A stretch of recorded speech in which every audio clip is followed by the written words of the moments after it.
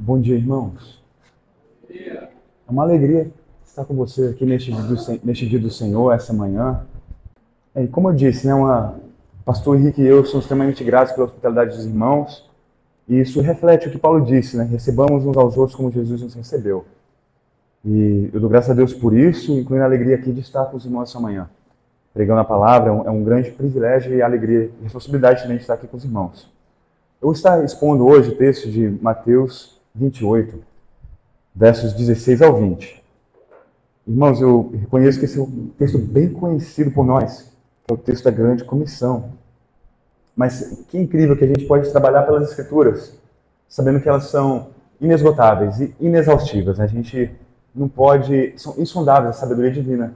Então, mesmo que seja um texto bem conhecido, espero que...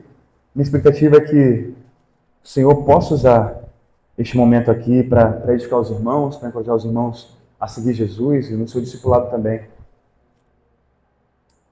E vamos então orar, pedindo a Deus que abençoe a pregação das suas Sagradas Escrituras. Por favor, orem comigo. Mateus, depois eu leio o texto, mas primeiro eu gostaria de orar. Mais uma vez. Ó Deus, Tua palavra é vida, vida para nossas almas, para sermos salvos, para perseverarmos também, Deus. Tudo vem de Ti, por Ti e para Ti. Te pedimos, Pai, que neste momento Tua palavra opere em nosso meio, para que o nome do Teu Filho seja grandemente exaltado. No nome de Jesus nós oramos. Amém. Amém. Vamos ler aqui o texto, Mateus 28, versos 16 ao 20. Os 11 discípulos partiram para Galiléia, para o monte que Jesus lhes havia designado. E quando viram Jesus, o adoraram, mas alguns duvidaram. Jesus, aproximando-se, falou-lhes, dizendo: Toda a autoridade me foi dada, no céu e na terra. Portanto, vão, façam discípulos de todas as nações, batizando-os em nome do Pai, do Filho e do Espírito Santo, ensinando-os a guardar todas as coisas que eu tenho ordenado a vocês. E eis que estou com vocês todos os dias, até o fim dos tempos. Amém. Essa pregação tem 3 pontos. Primeiro, força e fraqueza no discipulado. Versos 16 ao 18. Força e fraqueza no discipulado. Segundo ponto, autoridade para o discipulado, que inclui como nós discipulamos. Versos 19 e 20. E, finalmente, última parte do verso 20, 20b, a presença dele, a presença de Jesus no discipulado. Primeiro ponto, irmãos, aqui é a força e fraqueza no discipulado. Versos 16 ao 18, que eu vou ler aqui mais uma vez. Os 11 discípulos partiram para Galiléia, para o monte que Jesus lhes havia designado. E quando viram Jesus, o adoraram, mas alguns duvidaram. Jesus, aproximando-se, falou-lhes, dizendo: Toda a autoridade me foi dada no céu e na terra. A gente vê aqui no início dessa narrativa, no verso 16, falando dos 11 discípulos indo para Galiléia. Especificamente, eles estavam indo para o monte. E eles foram comandados por Jesus para fazer isso. Mas indiretamente. Foi por intermédio de mensageiros. E mais especificamente, mensageiras. Mulheres. Como a gente vê nos versos 1 e 10, no começo de Mateus 28, que a gente não leu. A gente está falando de Maria Madalena, e outra Maria, provavelmente, a Maria, mãe de Tiago, menor, e de José e ainda Salomé. E elas, então, tinham essa missão, que foi dada pelo anjo, para elas levarem a mensagem que Jesus iria encontrar os discípulos neste monte. E enquanto elas estavam a caminho, correndo, com tremor e alegria, levando essa mensagem, o próprio Jesus apareceu para elas, Jesus ressurreto. Apareceu para elas. E disse para elas não temerem e que elas levassem a mensagem aos discípulos. E elas foram bem-sucedidas nessa tarefa. Pois a gente vê os discípulos chegando ao lugar designado no verso 16 aqui, como a gente viu. Os discípulos estão lá no monte, então elas foram bem-sucedidas nessa mensagem. Irmãos, já de início, 2 pequenos encorajamentos aqui, dessa breve história que leva ao nosso texto. Primeiro, quando Jesus falou com as mulheres, no verso 10, ele disse para elas não terem medo. Elas estavam carregando uma mensagem. E estavam com alegria grande alegria, mas também temerosas, porque elas foram deparadas com um anjo. Mas mais do que isso, o anjo tinha anunciado que Cristo havia ressuscitado e que a sepultura estava vazia. Irmãos, quantas vezes eu, sem ver anjo nenhum, eu fico intimidado, com medo de carregar a mensagem do Evangelho, de proclamar o Evangelho, de compartilhar o Evangelho. Mas essas irmãs seguiram em frente. Portanto, a gente não pode se deixar ser vencido pelo medo. O medo é um sentimento normal.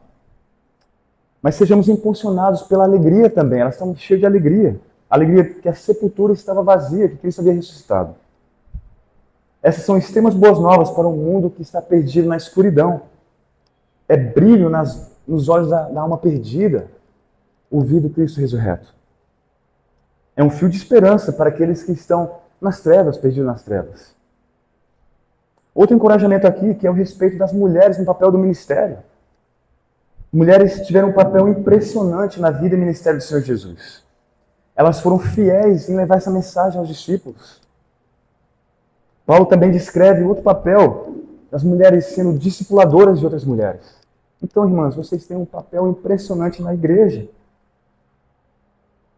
Eu aproveito aqui para falar de um livretinho que eu estou traduzindo aqui, se Deus quiser, possivelmente publicado pela Fiel, que é como as mulheres podem florescer em uma igreja local.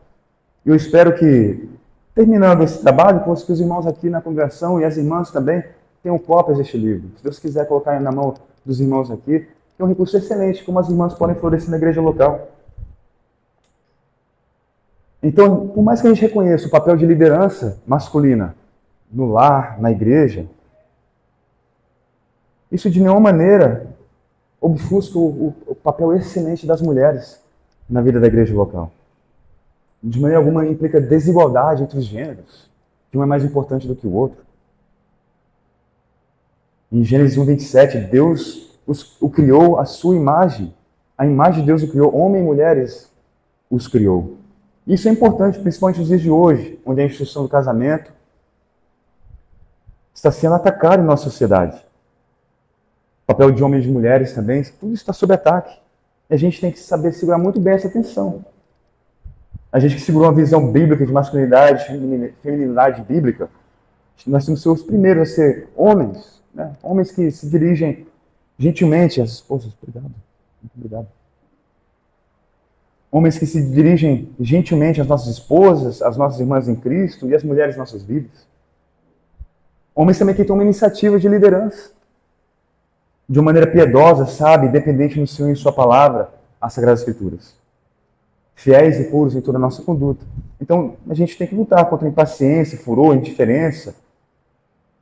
E amando as irmãs como assim Cristo nos amou. E que Deus nos ajude em cumprir nossos papéis como homens e mulheres de nossas famílias, igrejas e sociedades. Amém?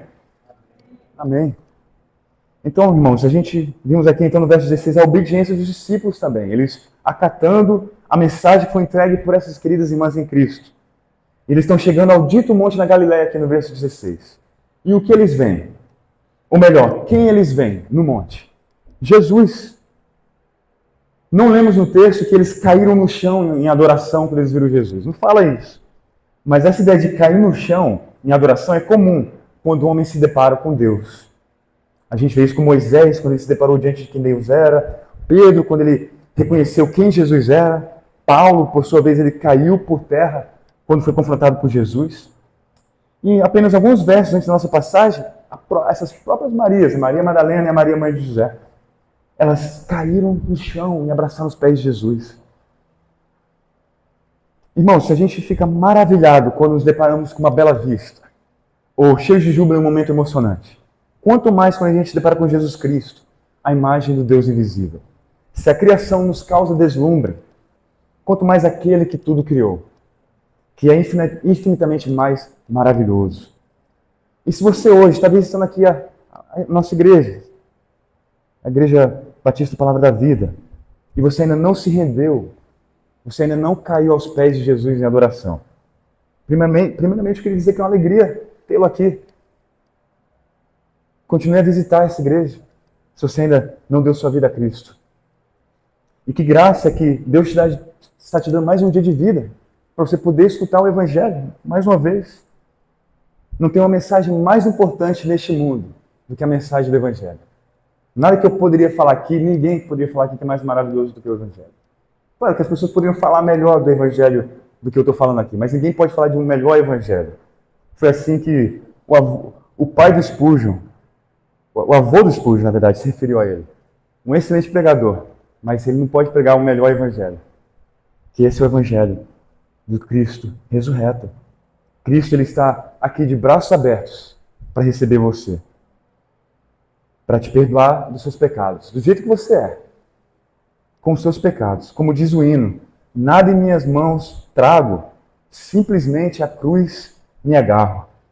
Agora, o que você vai fazer diante deste convite? Lembra das mulheres que eu acabei de falar mais cedo?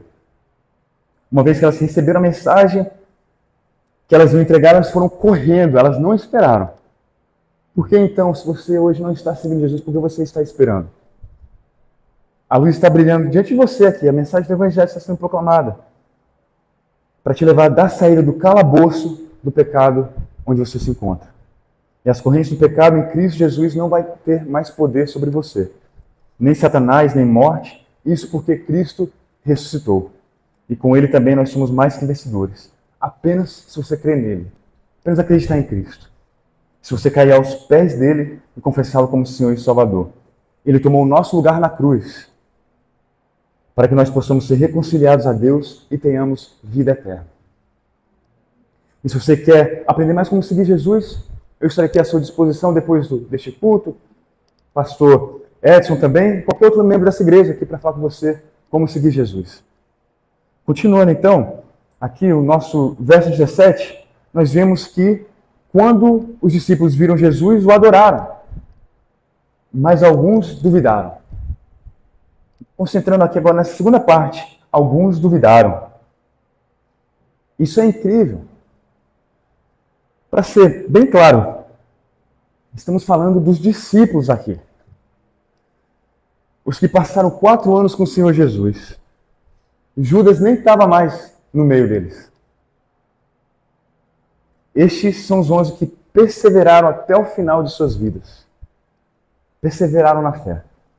Em outras palavras, alguns desses que duvidaram neste momento seguiram em frente, vivendo para a glória de Cristo, e talvez foram até martirizados por conta do Evangelho. Talvez um desses que duvidaram morreram por conta de Cristo. Interessante que Mateus aqui não fala quem foi que duvidou. Poderia ser Pedro, poderia ser João, a gente não sabe. Então, irmãos, se hoje a sua fé está fraca, não desanime. Lembre-se que isso não muda quem você é como discípulo de Jesus. Mas mais do que discípulo, no sentido do que você faz, no sentido de quem você é em sua identidade, que é como filho de Deus. Lembra do que Jesus falou? Não nos alegremos que estamos expulsando demônios, mas que os nossos nomes estão escritos nos céus. E quem escreveu os nossos nomes lá? Foi Deus. Deus quem escreveu o teu nome no livro da vida. E ninguém pode mudar isso. Nada pode te separar do amor de Deus por você em Cristo Jesus. E isso é de tamanha relevância para nossas vidas. Se você está passando por um grande momento de provação, sua fé está abalada, olhe adiante de ti, olhe para frente. Pense nos céus. Você estará com Deus um dia e com todos aqueles que também perseveraram em sua caminhada. E também tomemos ânimo com o presente cuidado de Deus em nossas vidas, independente do tamanho da nossa fé. Veja como Jesus responde aos discípulos no verso 18. Jesus, aproximando-se, falou-lhes dizendo. Jesus aproximou dos discípulos. Ele não se distanciou deles. Não somente os que caíram em adoração, mas os que caíram na incredulidade. Jesus se aproximou deles. Que tamanho amor! Que mesmo quando a gente tem uma fé pequena, ou até duvidando, que ele não se afasta, mas ele se aproxima de nós, em nossas fraquezas. O que Cristo, então, uma vez sendo aproximado dos seus discípulos, o que ele diz a eles? Irmãos, palavras monumentais, de tamanha grandeza, que revelam sua suprema autoridade. Cristo diz, toda autoridade me foi dada no céu e na terra. Este tipo de autoridade é igual a nenhuma outra. Aqui neste texto, Jesus está refletindo a sua autoridade suprema sobre todas as coisas, seja sobre anjos, ou estrelas, ou galáxias, grão de areia ou vasto oceano, toda flor ou pássaro que cai neste incrível bioma que a gente tem aqui na floresta amazônica, sobre coisas visíveis ou invisíveis.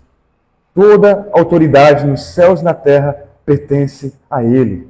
Isso porque Ele é Deus, Emmanuel, Deus conosco. Jesus é o Deus que nos salva, Cristo, o Messias. Nós também que toda autoridade aqui lhe foi dada por Deus Pai, como a recompensa da conquista de Cristo, vivendo a vida perfeita, morrendo na cruz pelos nossos pecados e ressuscitando. Recompensa digna que somente daquele que se assenta à direita do Deus Pai. Então ele tem toda essa autoridade. Com essa autoridade, o que é que Cristo faz? A gente chega aqui ao segundo ponto dessa pregação, que é que ele nos comissiona para fazermos discípulos. E ele nos indica, nos instrui como fazê-lo.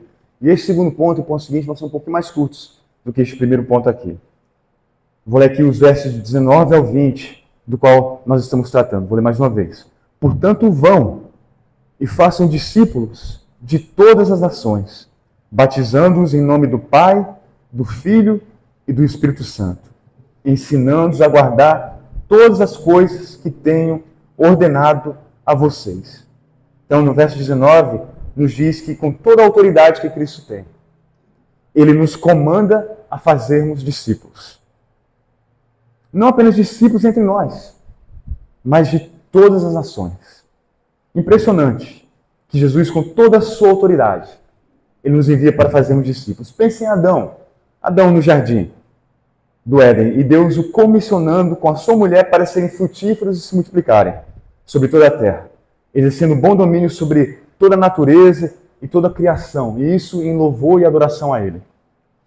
Aqui, Cristo está comissionando seus discípulos também a exercer este domínio sobre uma nova criação, de trazer vida para o que Adão destruiu pelo seu pecado. E isso acontece pela pregação da palavra, que é o único caminho pelo qual as pessoas podem ser salvas. E também o ensino da palavra, para que as pessoas amadureçam em Cristo Jesus. Importante também observar quem nos dá essa comissão. Se a gente tivesse um mestre severo e que estivesse nos ordenando a fazer algo mal, tudo bem. Mas aqui a gente tem Jesus que está nos ordenando, que está nos comissionando. Ele é o bom pastor, o bom mestre.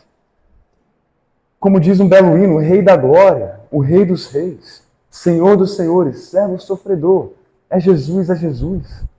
Podemos então confiar, irmãos, que essa é uma tarefa que vale a pena nos debruçar e dedicar todas as nossas vidas com amor e em total dependência dEle. E o que essa maravilhosa tarefa então envolve?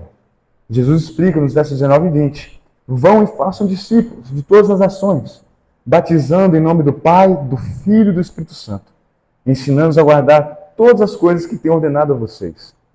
Primeiro, a gente tem que ir. Vão, assim disse o Senhor Jesus. Nós temos que tomar a iniciativa. A gente tem que ser proativo. Claro que Deus ele pode enviar uma pessoa batendo na sua porta, desesperada, e dizer: como é que eu posso ser salvo? Deus pode fazer isso. Mas aqui Cristo está te direcionando para ir, para ser deliberado, intencional nessa maravilhosa tarefa. Então, como discípulo de Jesus, discipule isso, busque isso, priorize isso. Não é opcional. Fazer discípulos não é opcional na vida cristã. Envolve planejamento, sacrifício, investimento do seu tempo, dos seus recursos. Fazer o contrário é desobediência, é pecado. E uma das coisas que a gente está almejando, que estamos querendo fazer também é batizar, como diz nosso texto. Nós somos aqui batistas por nome. E a batista é a porta de entrada na fé cristã, na igreja e também na membresia da igreja local. Portanto, a gente batiza as pessoas em nome do Pai, do Filho e e do Espírito Santo. Isto é, aqueles que confessam Cristo como Senhor, como Salvador, e que se arrependem dos seus pecados. E isso somente pode agir por conta do agir do Espírito Santo em nossas vidas, causando que nós sejamos reconciliados a Deus Pai. Então a gente batiza as pessoas assim, cujos corações foram transformados pelo poder do Evangelho. Observemos também algo que separa o cristianismo de outras religiões. Que Cristo aqui é tido como Deus, ao lado do Pai, assim como ao lado do Espírito. Mas o nosso compromisso com alguém que foi batizado não para aqui. Nós não batizamos e deixamos a pessoa viver a vida cristã por si mesma. Verso 20 explica mais o que nós temos que fazer.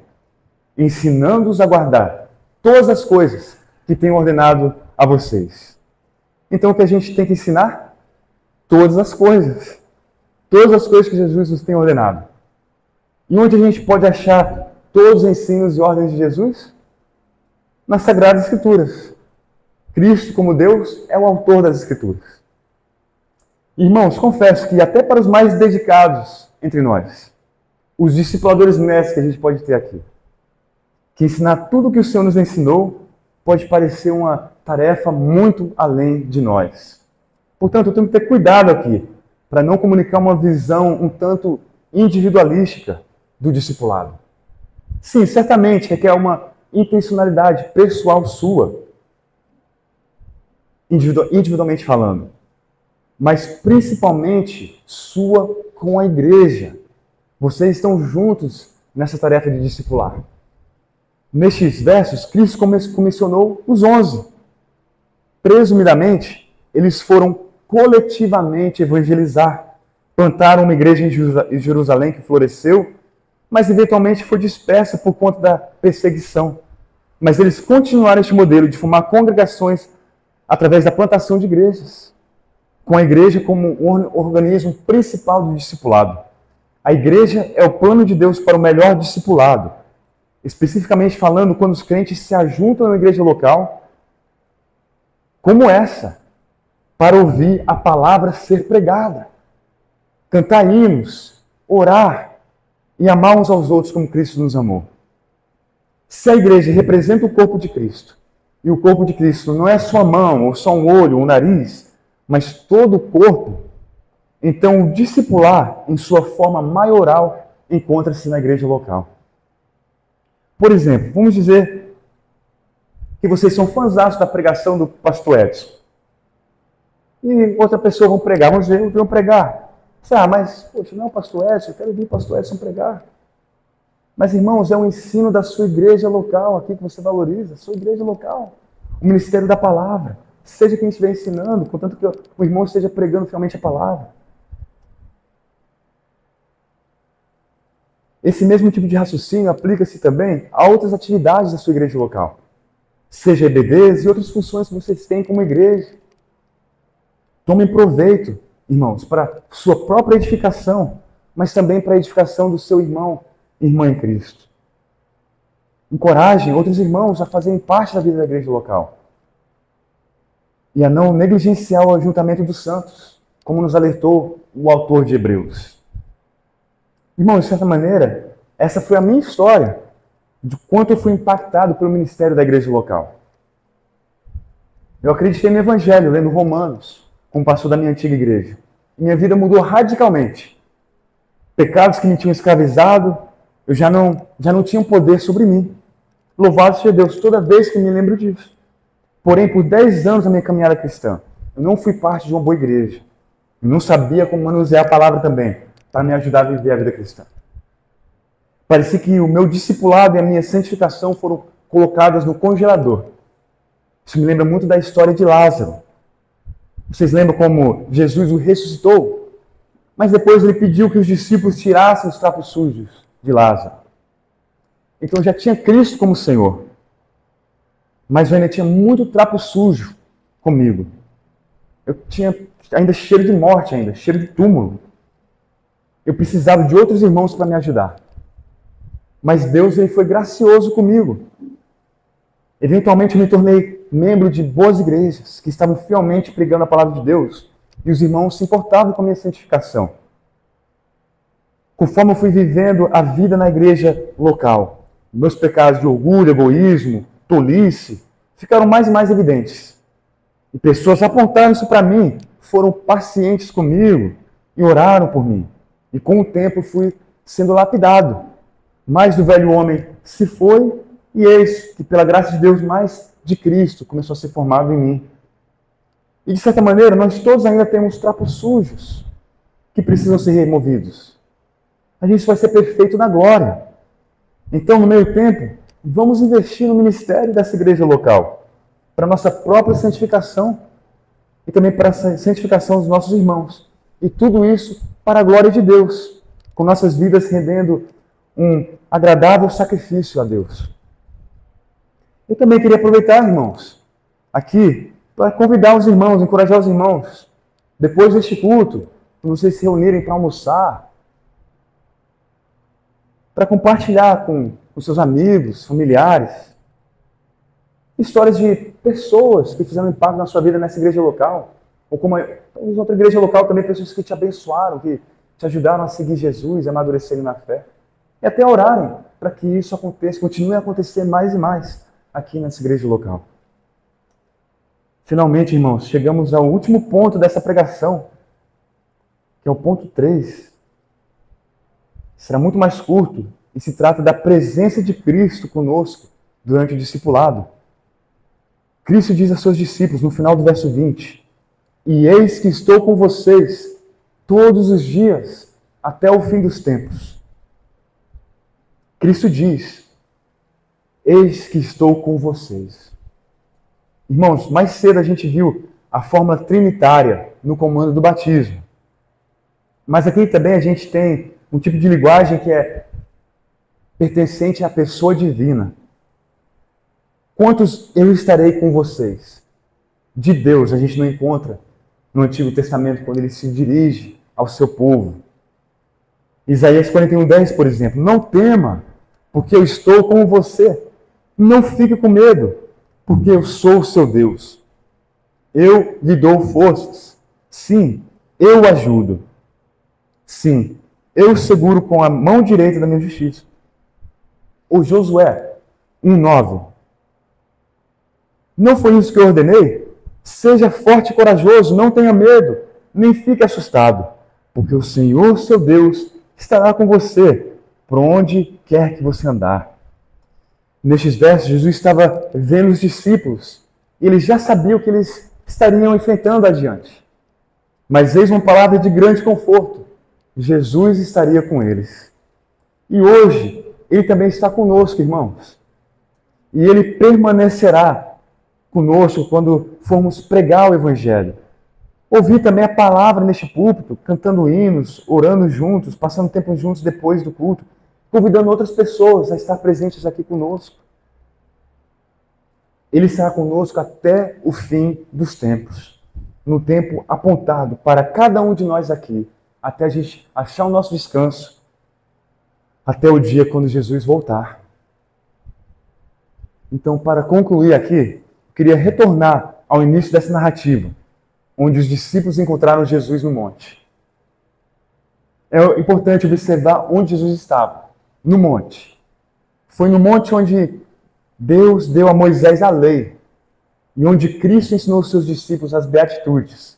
Jesus aqui está tomando sobre si uma autoridade que pertence somente a Deus. Moisés falou que Deus tinha falado, mas Cristo, no Sermão do Monte, falou a partir da sua própria autoridade divina, como Deus. Agora imaginemos, se nós também estivéssemos neste lugar elevado, no monte onde Jesus estava na Galileia, prestes a dar a grande comissão aos seus discípulos.